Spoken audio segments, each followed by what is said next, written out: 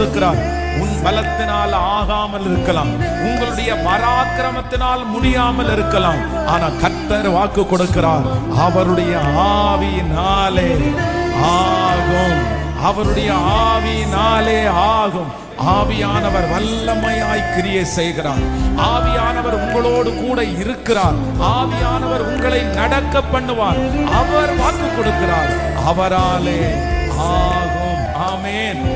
மரியாள் அப்படிதான் கேட்கிறாங்க, இது எப்படி ஆகும், இது எப்படி ஆகும்? அப்ப ஆண்டவருடைய வார்த்தை சொல்லுகிறது, பரிசுத்த ஆவியானவராலே இந்த காரியம் நடக்கும்.